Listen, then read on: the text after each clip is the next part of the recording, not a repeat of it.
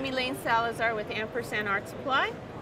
I'm Richard Frumess with R&F Handmade Paints, and we're going to tell you how we developed a unique product, not only as a product, but as a venture between two manufacturing businesses.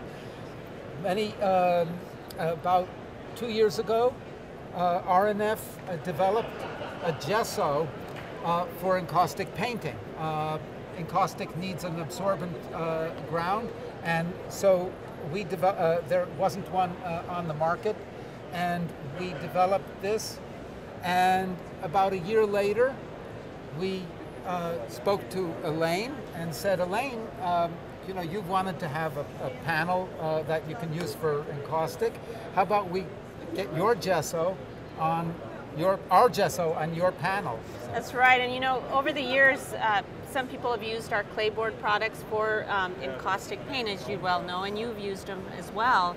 But we really knew that we needed a much more absorbent surface that would really fuse the wax with the surface.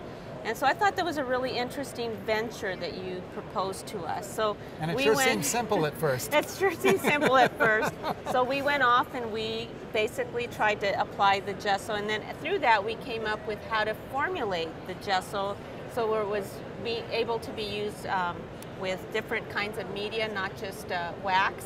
So that, because you know, encaustic painters are really, I consider them mixed media painters. Yeah, and so many of them use watercolors and they use collage, so we wanted a surface that really did that. So what we did together with R&F really is created called Encausticbord. This really is not just an Ampersand product, it really is an RF Ampersand product. I don't know, Richard, you've done so much testing on this board and made sure that the pigment, both the oil pigments, but mostly the encaustic wax really stick to the surface and adhere well.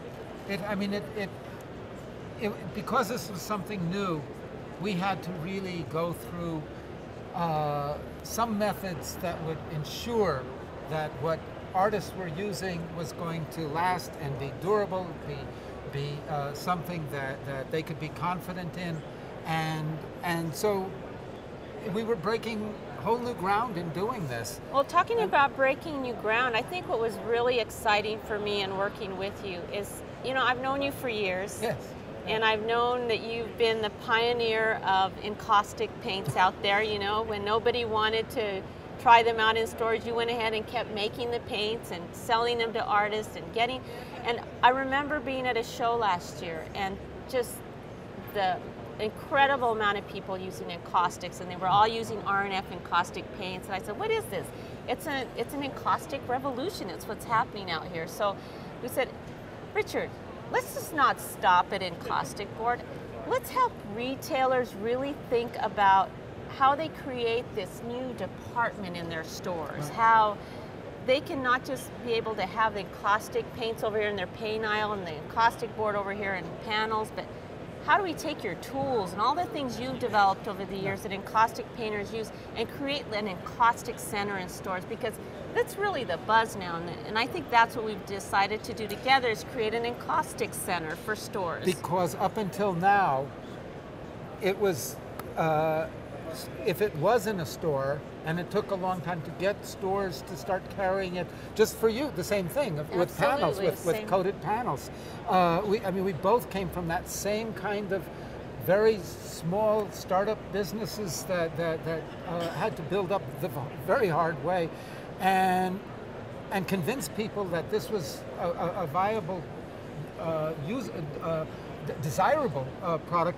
So Richard, now I think what we have in the Encaustic Center solution for retail stores, we've got these really cool tools that you've been developing with Sculpture House. I think what's neat about this is we've got a few manufacturers in here in corporate. So you've worked with Sculpture House to create these tools for R&F that have the heating handle that allow you to do these wonderful paintings like Paco does. It's just amazing work if you had a chance to see Francisco's work.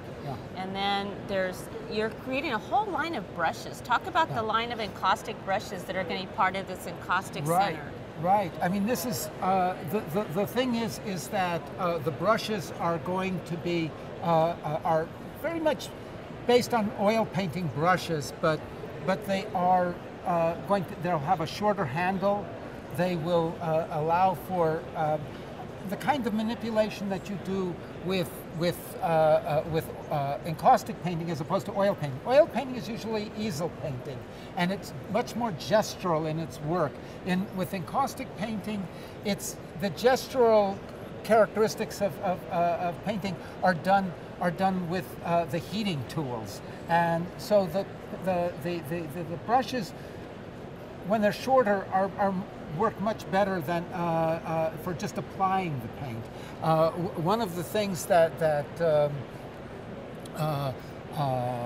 in talking about the different kinds of tools is the fact that encaustic has been is such a collaborative medium that it employs sculpture tools, it employs printmaking tools, it employs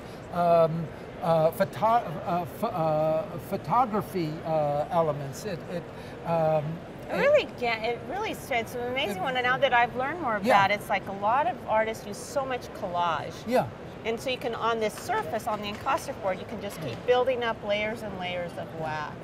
And the other thing I think you've done for the retail side is created your new small cakes. Yeah. Which I'll step over here. Oh, we've got it. Okay, we both have it. They're a small size. An artist that's just getting started in encaustics doesn't have to invest a lot of money. I mean, some of your cakes are as low as $8, $9 starting. So it's a really good price point to get somebody. And the Encaustic Center gives everybody the cakes, the tools, the mediums, the board, everything they need to basically get started with encaustics. And the thing is, what's really important to realize with something like the center, what the center is doing, encaustic, when you realize what it's done throughout the United States, where it has really taken hold more than any other, the United States and Canada, more than any other area of the world, is that it has taken hold, and there are your whole encaustic networks have been forming among people, and they've been teaching encaustic to each other, and they've been finding out new ways of using encaustic, far more than just the old classical way of using it for portraiture. It's being used again, as we said, as a mixed media material. And the thing that the Encaustic Center does is bring this medium out from being a niche product, which it has always been, and out from the back of the back shelves of the store, where an artist could come in and say, well, do you carry encaustic? Yeah, it's way back there.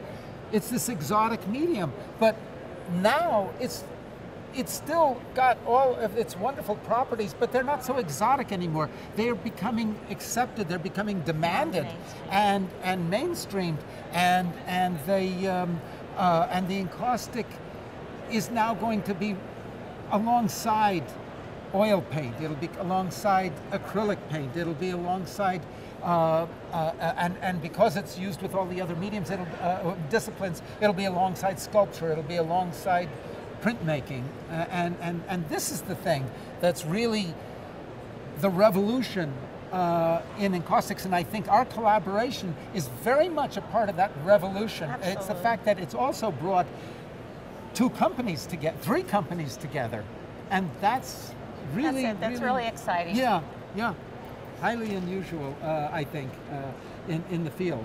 So Richard, I think what's really exciting, you from R&F and Ampersand together have created this amazing solution, we should say, for retailers on how to just capture this growing market with this new medium. And it's not really a new medium, it's certainly an ancient medium, but it's really growing and allowing retailers to really capture it and really bring profits to their store and get people excited about this fabulous, fabulous medium.